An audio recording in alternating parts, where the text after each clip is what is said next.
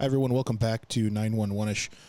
This is going to be part 2 of our episode with Anthony Alvo.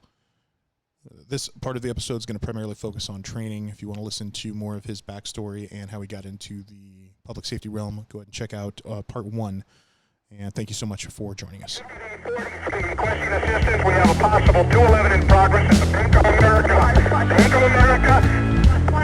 Located in north of Kittredge. We have shots fired. All units, officer needs help. At the Bank of America, located north of Kittredge, officer needs help. Bank of America, 911 emergency. I'm at a drive-thru right now. I ordered my food 3 times. I asked 4 different times to I know what the problem is. I got a man in the pool. He's got his driver stuck in the pump line. What? You're kidding me. I'm telling you, honest to God, something you really got to say to believe. How did you get into the curriculum building when it came into public safety? All right. So before I go into all that, in 2009, I was still working full-time for Chino PD when the other supervisor, there's Leslie Whittam and there's Debbie Constantakis, who's now who was my post instructor for basic. Debbie can't stand tacos. Right? Yep. Yeah. And so she said, "Hey, Alvo, I got a perfect job for you, and I want you to do it." And I said, "What's that?" She goes, "I want for you to teach at Rio Hondo Community College as a dispatch instructor." And I was like, she goes, "Listen, stop thinking. You've been a police officer for a dozen years, and now you're dispatching. You're good at dispatching, and so you got like both perspectives. You'll be great. I know your personality. Do it." So so in 2009, I started actually teaching for Rio Hondo Community College in their public safety department, training, or I should say instructing. So let me kind of go backwards a little bit more in time. When I was in training at Chino Police Department, I felt that my training was kind of like hands off. Like I felt like I was like a charmed trainee because I was a police officer for that police department, right? Okay. And so I could be completely wrong, and maybe I am, but I kind of felt like the trainers were just nice to me because of where I came from. Yeah, they were like they right? they didn't have to teach you the day one basics because you already knew day one basics. Yeah, and so I'll tell you, my training at Chino was awesome because it was a very low stress in terms of the trainer stressing me out. Yeah, there's already enough stress with the job, right? Yeah, and so I felt that it was a rather easy training, but it may not have been from coming from them. Maybe it was just easy because I already knew a great amount about Chino, its culture, radio etiquette, the expectations and standards. Yeah. Right. So when I moved to San Bernardino County Sheriff's, it was a little bit more rigid, and because they didn't know me. Nobody really knew me other than they knew that I was a police officer. They knew that I was a dispatcher and a Marine. And so it was a little bit more rigid, and it worked for me because I felt like I proved not only to them, but really to myself that I could, answer 911s, right? And so when I moved from dispatcher 1 to dispatcher 2, same thing. I felt that their training was a little bit more, what's the word, by the book, I suppose. Okay. And so I felt more confident as a dispatcher for San Bernardino County Sheriff's than I was at Chino, because of what I've already explained. Yeah. Right. Well, the prior history and then the rigidity of the training kind of made you more. I mean, I don't know. Maybe it's kind of like the Marine Corps, right? Everything was done a very specific way at a very specific time in a very specific method, and it's always done that way no matter what kind of where when you work for an agency where they think you already have experience, it's kind of like, oh, we kind of do it this way, we kind of do it that way, and you'll find your sweet spot in between. Where before it's like, no, there's A, B, C, and D, and you'll do A, B, C, and D, and you'll do it at this time and at this order and at this pace. Exactly. That's a great, perfect. Yeah. Yeah. And so when I became a dispatcher trainer, I was pretty stoked. Like, I felt very comfortable already. Mm-hmm. I as an instructor of the communications training officer course, the 5-day course, and the advanced officer training, which is kind of like a follow-up after your 5-day CTO class. I felt, and this was at Rio Hondo. No. I'm sorry. No. I may have misspoke. So when I was a trainer, I felt comfortable because I had so much experience. So I may have misspoke entirely. So let me go back. When I started as a dispatcher trainer for San Bernardino County Sheriffs, I felt very comfortable because of my training at San Bernardino and all my previous experiences. It was a rather easy transition. Having taught CTO courses later, I learned that there's a lot of CTOs that are very nervous when they transition from a dispatcher to a dispatcher trainer. And so I never had those nerves. I never had that anxiety. I never thought I'm supposed to be the go-to guy for everything. Yeah. Right. And so maybe because of my training and experience, I never felt that I had to know everything, you know? And so it was easier for me. It was enjoyable. You know, for some, it's a jump. Yeah. But for me, it was just taking another step. Yeah, we have, I mean, people that I work with where it's obviously they're not comfortable until, like, especially the first time where they're very uncomfortable. And I think it's kind of a responsibility of the other trainers who've done it multiple times before to try and kind of mentor the new trainer to help the trainee, trying to understand, like, you know, it's the first time like we were talking about before, you're a human. That's not going to be perfect. You're going to make a mistake, and that's fine. You go back and you correct it, and you just learn from it and do it better the next time. And then just like everything else in the world, the more times you do it, the repetitions, you're going to get better at it, and you're going to be more confident at it. So exactly. Repetition is the mother of all learning. Yeah. So when you were an officer, did you train in the field? Were you an FTO? No. I was going to ask which group of people was easier to train, do you think, police officers or dispatchers? Well, what I can speak about is which people are easier to train in regards to dispatchers or students. Because you can't compare because they're apples and oranges. Yeah.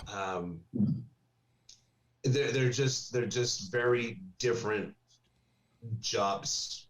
I should say they're very different in terms of what we call andragogy, and that's the way adults learn, and pedagogy, the way children learn. And so it's very difficult to kind of compare and contrast the two. Yeah, that makes sense. So you, at some point in time through working, I'm assuming at San Bernardino County Sheriff's with or for Kim Turner, is that when you got with her and her training company?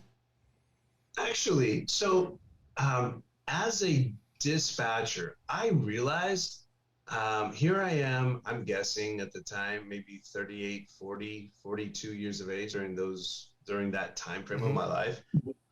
I realized that dispatching, for me, from my opinion, it's a young person's game, or I should say younger person's game. Like, I could do it at that age, not a problem. But would I be able to do it at 50, 55, 60, right? There's just a natural, in my opinion, a natural declination of skills, of speed, of, fill in the blank. as you get older, yes, you do get wiser, Mm-hmm. but you also get a little slower in certain things, right? And so I went back to school.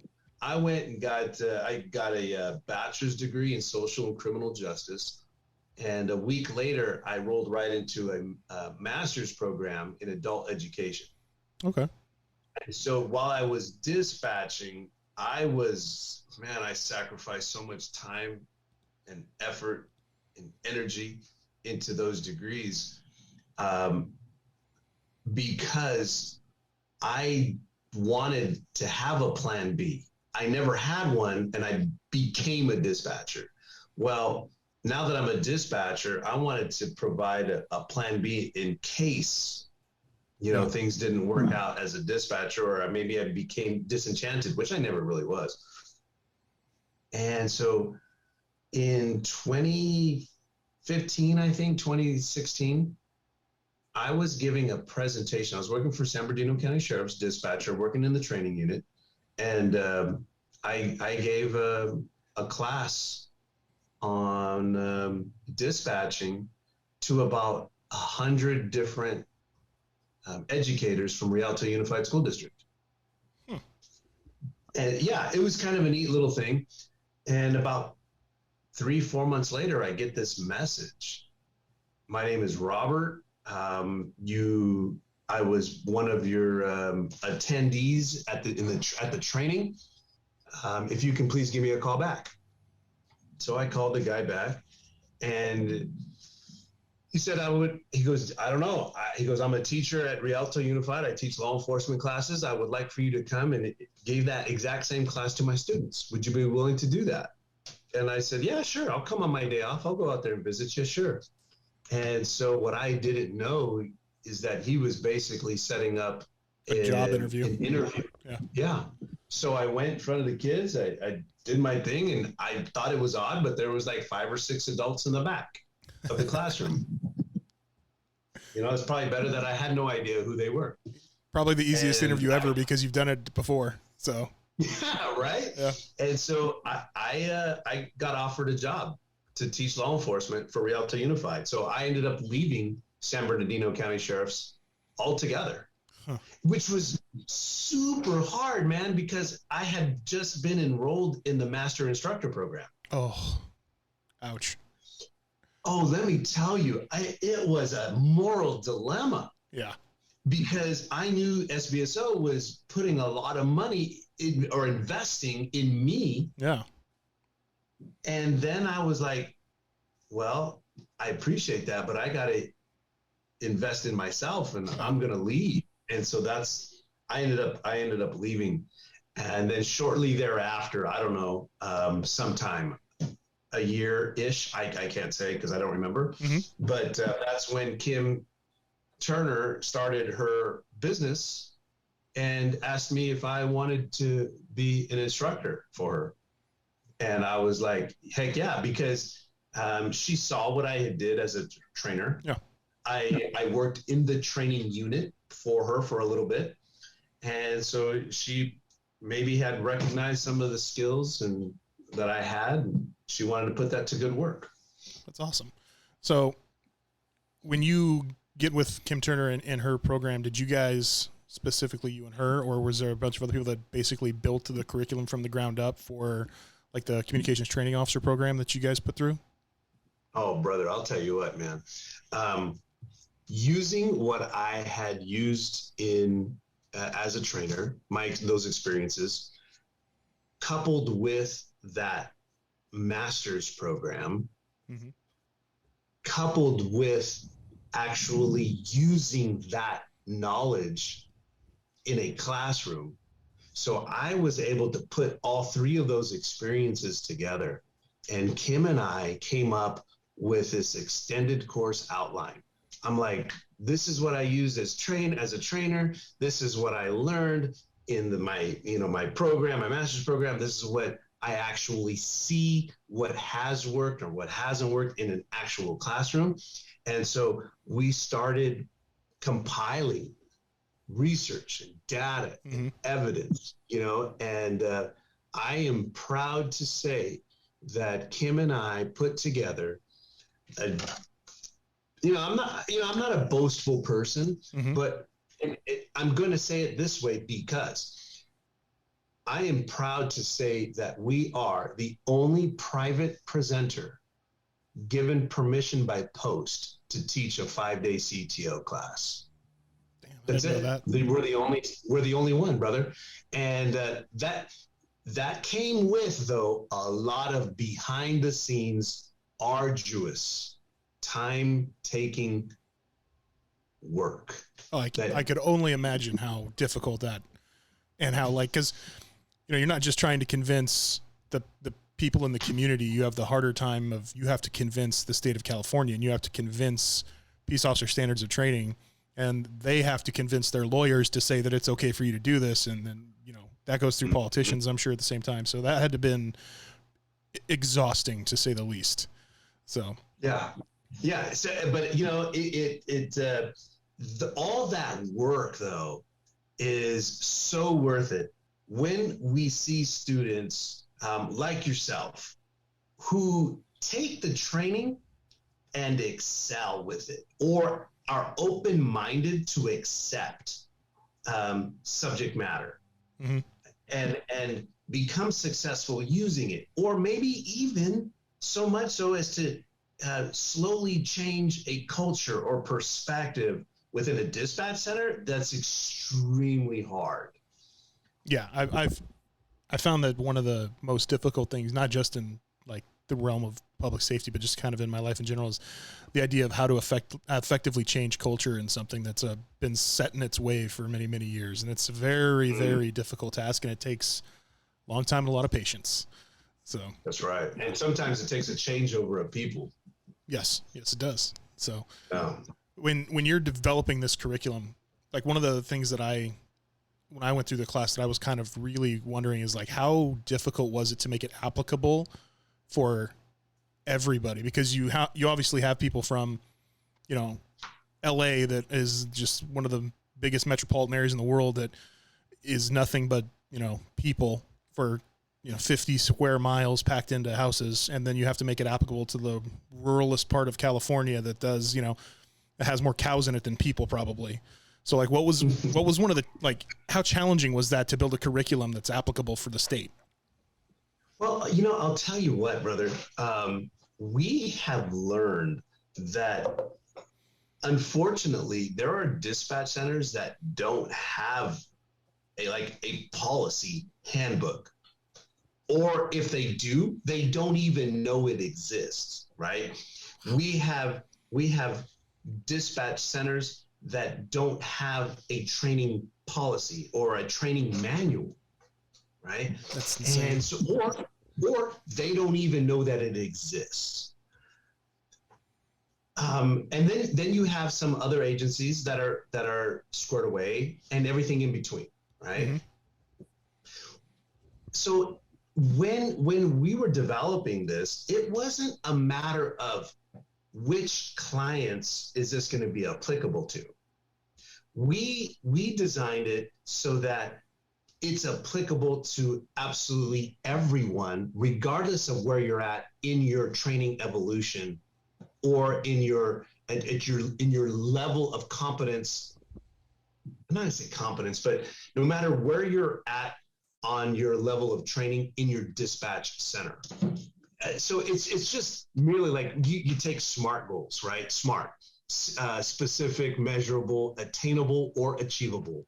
Relevant. Three days of that course for our class. That was the most. I remember calling you at the end of one day with just like a migraine, trying to think about it, going like, how do I figure this out? And you took like an hour afterwards and talked to me on the phone. It was awesome. And so, yeah, it is not necessarily a difficult concept, but the mountain we have to climb is trainers have a training mentality, because that is your title, right? And so now I am telling trainers that to take off the training hat and become a teacher. Well, when you do that, there's a lot of fundamentals that have to be followed. And one of those little pillars is SMART goals, right? Mm-hmm. Most people, like we probably discussed in your class, will say, "Oh, for New Year's, my New Year's resolution is I want to lose 15 pounds." Okay, but if we take that same goal and we apply SMART to it, it might sound something like this: I want to lose 15 pounds by the end of, I don't know, we'll just say 15 pounds in the end of 5 weeks by going to the gym 3 times a week before work and reducing my caloric intake by 20%. Boom. You have specific about how you're going to lose the weight, go to the gym, eat less. It's measurable because you can measure your weight, and you can measure it in a weekly, and you can measure the amount of calories you eat. It's attainable because hopefully you have a gym membership. If not, you're going to go get one. Yeah. Number two, you have a website that kind of counts your calories. Is it relevant? Well, yeah, because your pants are fitting a little bit tighter, right? Mm-hmm. So losing 50 pounds is absolutely relevant, or you want to feel better. And then time bounded. You got to put an end date, or else you're not really holding yourself accountable. Yeah. So we took that SMART goal and we can personalize it. But now what we want to do is move it to the realm of training. Because if you tell a dispatcher, trainee, all right, we're going to learn about burglary alarms. Yeah, that's okay, cool. Yeah, right. Yeah. But if we said something along the lines of, by the end of today, you're going to know a list of standardized questions so that you can enter a burglary alarm call for service within 2 minutes, right? And so now it's specific, exactly what I'm doing. What's the time of call? What's the time of activation? What's the alarm activation? What's the resident? What's the resident's phone number, mm-hmm. right? And so I know exactly what I need to do. And it's measurable because I said 2 minutes, and there might be a standard of 6 questions you always ask. It might be 8, whatever it is for your agency. It's achievable, right? For a variety of reasons. It's relevant because this is what we do for a living, and it's time bounded. You got till the end of the day. So it holds the trainee absolutely accountable. The trainer, or I should say also, that there is no miscommunication. The trainee knows exactly what he or she needs to do to be successful on that day. Yeah. One of the other big things that I really picked up on the SMART goals that I got out of the class when I went through it is I have depending upon who you talk to, I have a hard time with my evaluations because I made them rather subjective rather than objective. But I noticed that the SMART goals basically built a template for me when I was building or when I was preparing to write an evaluation, because if I had a goal and I had a SMART goal written out, I basically knew what I needed to write because it told me everything that was objectively being done by the trainee. Exactly. And that SMART goal, right? That goal itself, that is the basis for your daily observation report. Yeah. And it's real simple. You got it or you didn't. And if you didn't, well, we'll take a little bit more time. We'll try and figure out why or how you didn't meet that goal. Yeah. Yeah. Yeah. It was just from the 10,000 foot view for anybody who's a dispatcher in here or anybody who's listening, that I've said this before without you on this class, that was the best class I've ever taken in my life because I hated every minute of it because I went home every single day with a massive headache trying to understand what was going on. And I almost had a hard time sleeping a couple nights because I'm like, I know that it's just on the tip of my tongue and I can't figure it out. And then it would just sit there and 20 minutes later of doing nothing, it would just kind of click. And I'm like, oh, okay, now I kind of understand what I'm supposed to be doing. And that's the kind of learning that I personally, that I love. And I think that really kind of helps empower the people that I'll be honest. You probably feel the same way after doing dispatch. Dispatch gets very, very monotonous after a while. It's very exciting the first few years, and then you start to hear, oh, okay, there's only so many stories of a domestic violence that can go a certain way. So you try to feed your mind and learn something new and do this stuff. And that was one of the things that really kind of helped me. It was like, this made me think again about work and how I can apply it. And it was really, really awesome. So good, man. I'm glad to hear. Yeah. So from your now experience building this curriculum, and I understand at this point in time you're a teacher, but if you were to go back to being a trainer again, how much of what you now teach in your CTO classes were you doing before you were with Kim Turner and built that curriculum? There are sprinkles of what's the word I'm looking for? There are bits and pieces of what I used as a trainer, right? Specifically is understanding the difference between a trainer and a teacher. So for example, when I was training, I understood that a trainer causes a person to do something, right? And you can basically train people to do whatever you want them to do.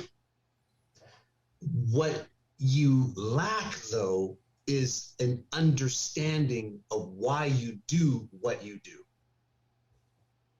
So it was very important to explain the backstory or the history or the reason, or what some people might call the why of why we do something. Yes. And that, my friend, was incredibly important for people to make a connection as to why I click, why I ask this question, why we do or say a particular statement, if that makes sense.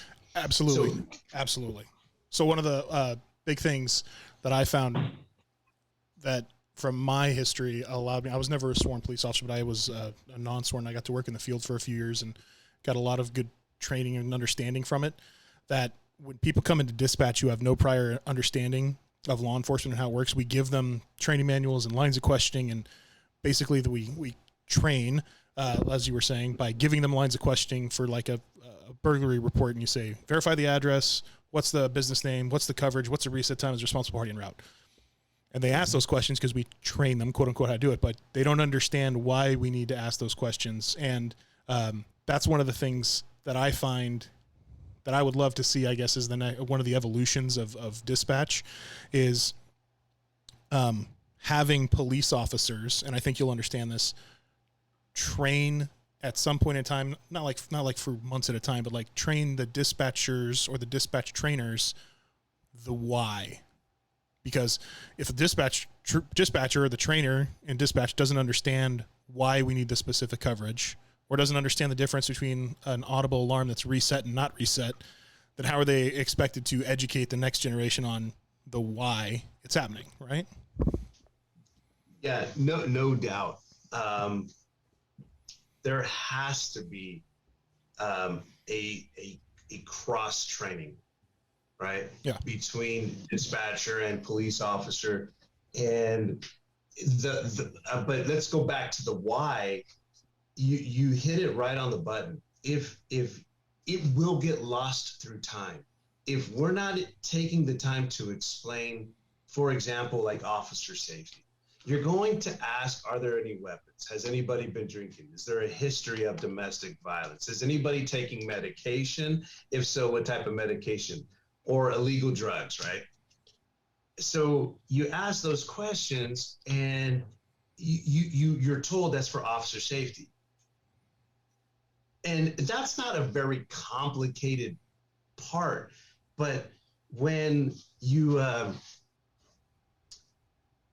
there will be let me start off saying with this. Officers expect dispatchers to think like officers. Yes. Right? And dispatchers don't ever have the same training or experience as an officer. The expectation, therefore, would be almost unreasonable. But dispatchers are really good at adapting and overcoming through repetition, we learn that I need to ask these questions. Mm-hmm. And so we put that into the call for service for officer safety. But why in the hell does the officer really need to know this question or that question? You know, and why didn't you ask this question or that question? Well, I asked the 5 or 6 you're supposed to. How am I supposed to know I'm supposed to have asked that question? Here's a great example. This is a real life situation. I received a call of a mom who wanted to do a welfare check on her husband because it was revealed that the father had been molesting the daughter, right? And so makes perfect sense. We need to go check on dad because he's feeling guilty. He got caught and he's not his normal self. Yeah. So through a conversation, I learned that this dude was a Marine. So as an officer and obviously as a Marine, I asked the next basic question. For me, it's basic. What training does he have? What special training does he have? And she goes, oh my God, I would never have thought about telling you. He knows how to throw knives. Yeah, that's random. Yeah. Right. So I put in the call. He's a Marine veteran who has special training in throwing knives. Jeff, wouldn't you know it? After the officers arrived, what do you think he had in his hand? Knives. Yeah. Yeah. And he refused to put it down. And I know that no matter how you hold a knife, it's deadly because you can throw it from any direction, even if that knife is right here pressed against your own throat, because you have that throwing method, you know. And so the deputies ended up getting involved in an officer-involved shooting as a result. And again, it goes back to the why or the having to expect dispatchers to think like officers, and you can't. So, but when we already knowing that, applying that to the trainee, it allowed for the trainee to understand, appreciate, but most importantly, connect the reasons why we ask or do things. Yeah. And the other things that that I practiced as a trainer was brain-based learning. Mm-hmm. Brain-based learning is basically how the brain works, right? How the brain receives, acknowledges, and maintains and regulates information. And so one of the things that we typically get a lot of like naysayers is on giving breaks. You got to give the brain a break. And in order to give the brain a break, you got to give the person a break, you know? And so that's why in class, we give a 15-minute break every 45 minutes. Yeah. And it works because you sit there. And everybody enjoys it. Like, oh, this is great, right? But it's not just because we don't want to work. It's because I recognize that your brain can only receive or accept so much, you know, and then you have attentional limitations. Your brain can only pay attention and focus for so long. I don't care if you're a dispatcher on a terminal for 12 hours. There's no way you're paying attention to that monitor or that CAD system for 12 hours. I mean, I was the perfect example of that. I would leave class with a headache, just exhausted, knowing that I was just like, oh my God, I'm still trying to figure all this stuff out. So yeah, it's crazy because when it comes to training in a lot of environments, it's literally like, you know, once the phone, when you're training, at least it's once the phone call's done, there's another one ringing. Let's go. Get on it. And it just never, and it, in some cases, it just doesn't stop for 8, 10, 12 hours. And you know, at the end of that day, you're like, yes, you got a lot of experience by, you know, dealing with a lot of people on the phone and all that stuff, but how much of it did you actually retain? How much of it did you actually learn? And when you come tomorrow, I'm going to ask you, you know, a couple things. And if you don't remember them, then I'm going to know, okay, then that didn't work. And that's what's cool about going back to SMART goals, because SMART goals can help you find a common denominator among many calls for service. Yeah. Right. So you can create a SMART goal. I'm not necessarily thinking one right now, but you can create a SMART goal that comes it hits a lot of those types of calls for service altogether. Yeah. It doesn't just have to be about burglar alarms. Yeah. And the other great thing just in general about SMART goals and the way that the specific CTO class that you guys run is aimed is it's so applicable for other realms as well. So like the majority of what you teach, and well, I'll ask you, in the majority of what you teach, how much of it would you say is applicable to a police officer? Well, and that's why that's a lot. And that's why we created the advanced officer training class. Yeah. Because that is truly applicable to both, well, I should say any type of trainer. Yeah. Because basically all you're doing is, I mean, I don't mean to make it sound like I'm trying to like quote unquote dumb it down or anything, but basically what you're doing is you're teaching people how to teach. Brother, that's exactly right. Yeah. And I mean, it's hard to do because I have, at the time, I've had my master's program. I keep saying that, but I went to school to get that done, to get that knowledge up in me. And I was able to apply and understand why it's important to teach and train, not just train. Yeah. And that will help in the development of people altogether. Well, I think that one of the other things that is really important to remember too is like you went through, if it's a master's program, it was at least 2 years of learning how to do this. I mean, and you have 40 hours to teach somebody the most important parts of it. And then that agency is kind of like, I mean, I'm not a manager, but I would expect that agency is expecting the people they send to this 40-hour training to be able to retain and apply this knowledge to their agency. Mm-hmm. But the hard part is it's like you have 2 years of knowledge or 4 years of knowledge basically through your education that you're trying to shove on people in 40 hours or less. And it's like, it's a lot to take in. It is. And so it's not a typical post class. You cannot sit there passively and manage everything that we teach you or expose to you and then use it.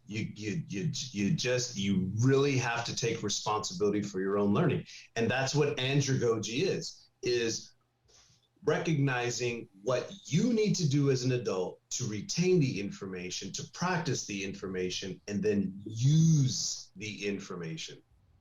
Yeah, absolutely. So, and I think that's applicable, that mentality is applicable too. And we have to remember, like earlier you were discussing the difference between MDs and police officers in the field, and how MDs have all this years of training and police officers are expected to be able to apply it. You know, it's interesting where, like, in my experience from my agency, we're seeing more and more and more overdose calls, usually dealing with fentanyl, right? And, you know, police officers now are just given Narcan with, like, I don't know what the training is, probably 24 hours or less of training on how to apply and use and what it is and all this stuff. And, I mean, you have 21-year-olds with 24 hours of training essentially pushing drugs into a body. Like, even paramedics have 16, 18 weeks of training, plus, you know, they spend time in the hospital and they spend all this time. And I know that there's obviously the different types of drugs and scales of drugs and all that stuff, but it's crazy to me to think that we're giving, you know, 21-year-olds with less than a month's worth of training drugs and trusting them to just say, this is how you do it, this is when you do it, this is why you do it, this is the side effects, go do it. And it's absolutely scary, brother, because there was just recently, when I say recently, I'm talking like this month of April of 2022, there was a nurse convicted for accidentally, or that's my understanding of it, accidentally administering the wrong dosage, or even the wrong medication. I can't say specifically, I can't remember. And she was convicted in a court of law. That's crazy to me, because it just goes back to, you know, we're expected, and I understand why, because you can't send every FTO or CTO to 4 years of college to understand something on an agency's dime. It's not applicable, but it's every time I think about it, it's amazing to me how we expect our people to do things at the highest level possible with as few mistakes as possible, with the finite amount of training that we give. And even if you have an agency, like my agency does a ton of time, we do, 2 weeks of classroom, 6 weeks of phones, 8 weeks of police, 3 weeks of fire, and you have a 15-month probation period, which is a ton of training when you think about it and compare it to some other agencies. But I'm still just like, that's really nothing to learn or to become a master of a profession. So it's just, yeah, it's an interesting concept to understand. So I do have a couple of other questions since we're talking about training, though. Like, if, in your opinion, what are 3 things that if a trainee or a dispatch trainee can't go to your training program, their agency just can't send them to a training program for whatever reason, and they're listening to this, what are 3 things that you would want any trainer to remember before they start training their first trainee? Remember what it's, number 1, remember what it was like to be in training. Right? We all have those horror stories. Yes, and we do. If you have those horror stories, don't be the horror story. And if you had a good training experience, remember that. Number 2 is we're dealing with people, not assets. Or you might say the people are your assets. Yes, as long as you have that perspective. And what I mean by that is every person that sits beside you has some sort of experience, some sort of education, some sort of training. And you have to you have to customize the training to get them to connect the new information, right? So you actually have to ask them, what school did you go to? What did you do before you got here? What do you like to do for a living? Or what do you like to do on your free time? You have to get to know a person to be able to train or teach a person, right? So I think it's important to get to know the human throughout training, not just in the beginning, but continuous learning about the individual. And that also helps build the trust that's got to come between a trainee and a trainer, right? Because if you show them that you're invested in them and not just because you know they're going to take up hours that you're going to not have to work overtime for, but you're invested in them because you want them to succeed and you care about their success, then that's what makes a difference too. That's leads us right into the third person, or the third reason, or third thing. That is, number 1 is remember. Number 2 is remember your training. Number 2 is your trainee is a human being. Get to know them so that you can connect their experiences with new knowledge, their experiences with new knowledge. And number 3, through that connection, that's exactly what you do. You build trust, you build respect. I'm just going to say it. There's love and care and compassion when you do those constant check-ins. And I'll tell you what, when you build not just a rapport, but a relationship with an individual, the outcome is going to be much more positive than it would be negative. And one thing I often hear from dispatchers is, I'm not their friend. I'm not telling you to be their friend. I'm asking you to be friendly. And that's a huge difference. You don't have to invite them over for dinner, but you do or should ask them what they had for dinner. Yeah, absolutely.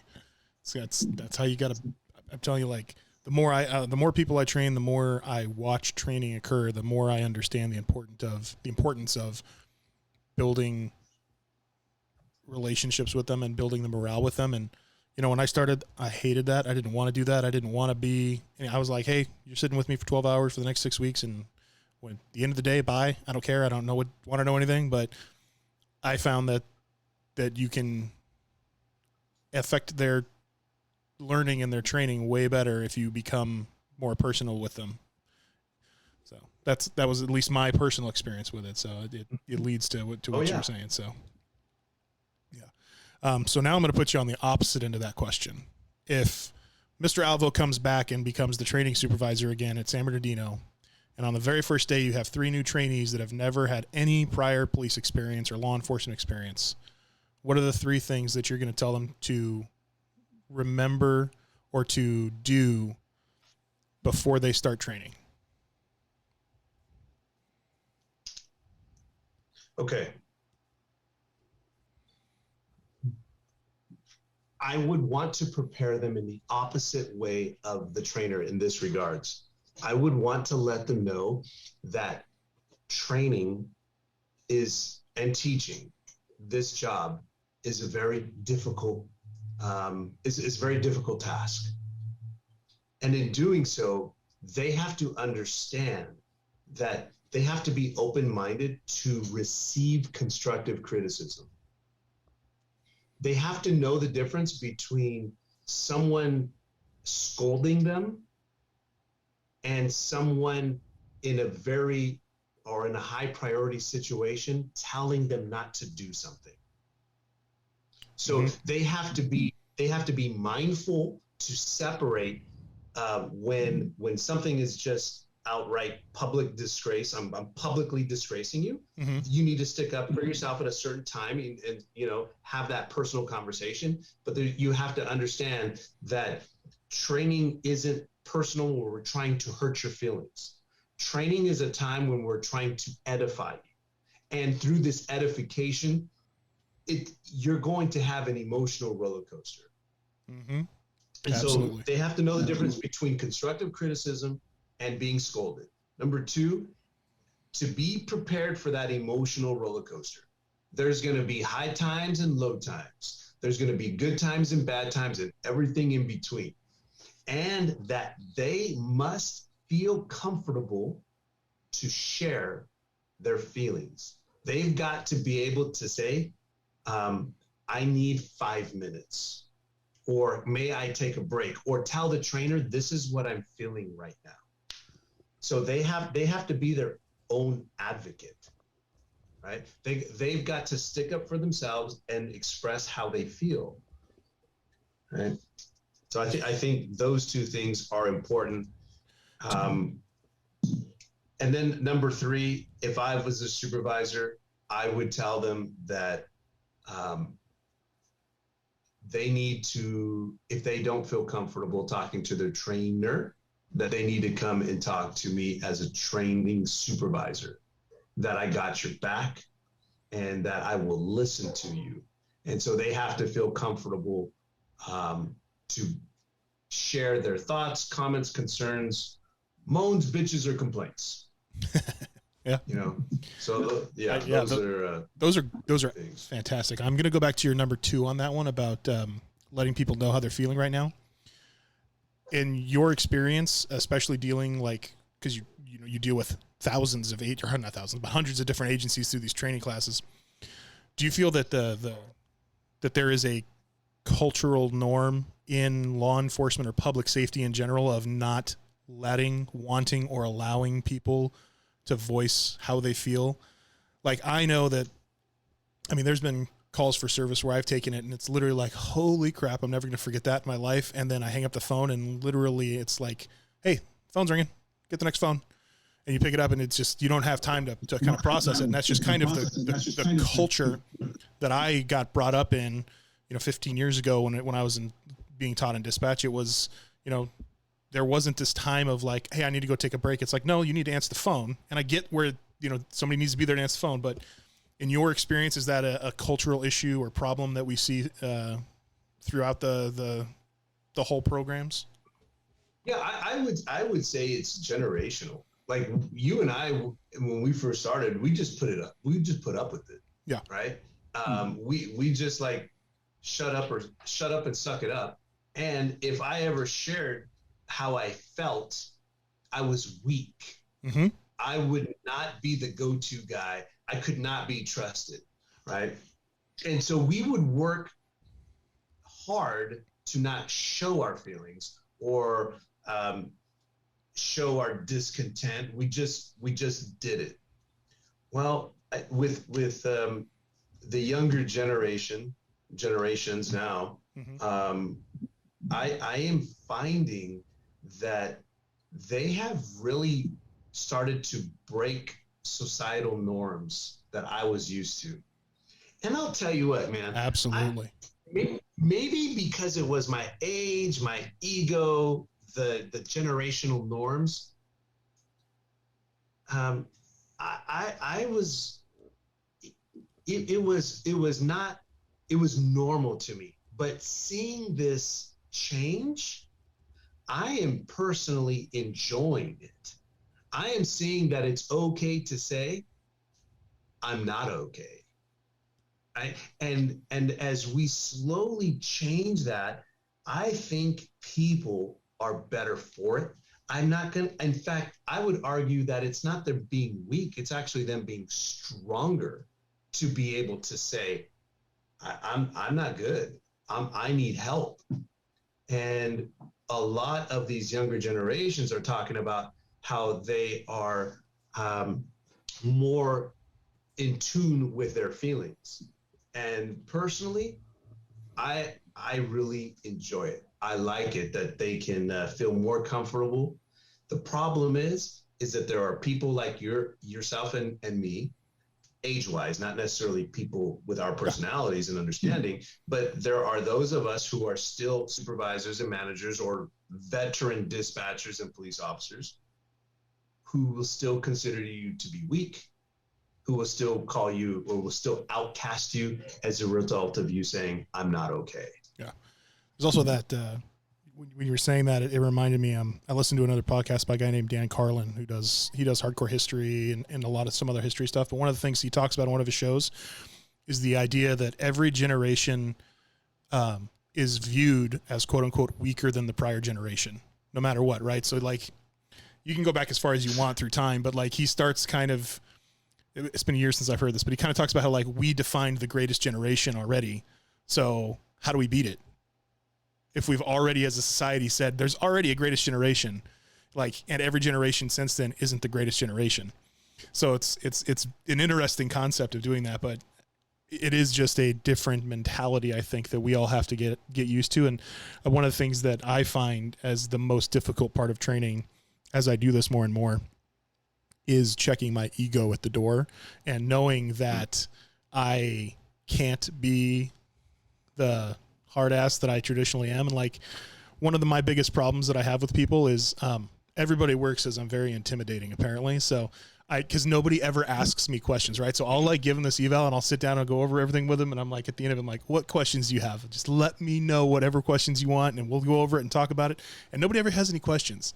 And to me, it's like, all right, I have to obviously do something different because I'm not doing it right the first time. So, but yeah, one of the hardest parts for me is being able to check my ego at the door and know that I have to be able to try and teach this person something new. When you were training, what was one of the most difficult or the most difficult thing for you to do? Be patient. Be patient. Yeah. I have worked on patience, and I only am beginning to feel that I'm a much better person at relaxing and letting the person attempt to function, allowing that person to make a mistake that's not going to kill somebody, obviously. Yeah. Like hitting the enter button a little prematurely and just letting him go. It took me a minute to just be patient with people and understanding. Yeah. That my friend was extremely hard. And even as a parent today, bro, it's still hard to be patient, you know. I can't relate to that part of it, but I can only understand where it's got to be so difficult sometimes for you to see, like it's one of those, sometimes you have to learn the hard way and you have to let people learn the hard way. And it's one of those like, okay, let's do this. So I'll go through the fire with you, but you're going to come out better at the other end of this. So, but yeah, I hear you. So I have one last question for you before we check out here. Which one was more stressful, being a police officer or being a dispatcher in your perspective? And second part of that question is, in general terms, not specifically you, which one do you think is more stressful of a career? Okay, well, I found that dispatching was more stressful because, you know, when I was a police officer, I had to be concerned about me and my partner, basically two people, and whoever the citizens I was interacting with. Mm-hmm. But when it came to my life or my partner's life, I basically had to be concerned about two or three people. And most of the time as a police officer, it's not it's not always a stressful job. Sometimes it's a boring job. Yeah. Right. And it's not always 100% call to call and everybody's fighting and everybody. No, man. There's a lot of paperwork in there. Yeah, right. There's a lot of downtime. There's downtime between calls for service, right? And so you had an opportunity to go get a cup of coffee, to talk to people in between calls, or your partner, you'd 87 meet up with them, and you'd have a chance to digest what just happened and make sense of the world around you. Whereas as a dispatcher, you have a lot of lives that you're responsible for. Yes, the RP, but as the reporting party, and as a dispatcher, you might have anywhere from, I don't know, 5 to 30 units that you are monitoring, or maybe even more. I know with Rancho Cucamonga sheriffs working that channel, you can have an upwards of 45 to 60 units. That is just remarkable. It's crazy. And so you can't miss one digit on a license plate. You can't miss one letter of a name when you're running somebody. You can't miss, a 1033 when a unit calls out emergency traffic. And so that is highly stressful, because as a dispatcher, it could be quiet, but then all of a sudden it could hit the fan. And so I felt that having more lives, and being in charge of more, not in charge, but responsible for more lives, I felt that dispatching was very hard, more stressful, and not to mention the having to talk and type and think. Yeah. People often talk about talking and typing, but there's the other part of thinking. You have to do so many different things at one time. And we know that it's impossible for a human being to do more than one thing at a time. Mm-hmm. But yet that's the expectation, and that's the industry standard. So for those reasons, I found that dispatching was much, for me, more difficult. Yeah. Do you think that many police officers who've never been dispatchers would understand that? Absolutely not. No. And I was one of them. I was one of those naive police officers who had no idea what I was getting into when Chief Pruitt said, "You want to try dispatching?" Absolutely. I'm tired of people. Just to show you how ignorant I was, right? How ignorant I was. So that's my 2 bits, brother. Well, awesome. So we are at a point where I think I'm going to probably have to split this into 2 episodes, because this is the longest recording we've done. So, which is awesome. I cannot thank you enough for being on the show with us today. It's been enlightening, educational. It's just been great. So thank you so much. I really appreciate it. Is there anything that you'd like to plug or say or anything like that? No, other than you. I just want to say that I hope that you have continued success, not only in your career. This podcast is super cool. I was completely flattered when you hit me up. And dude, just continue to just be the awesome person that you are, man. I would say good luck, but I don't think you need luck. You've got it, brother. Keep on pushing, and you're just going to continue to blossom, bro. All right. Thank you so much, Anthony. I really appreciate it. So Thank you, everybody, for being here, and we'll catch you on the flip side.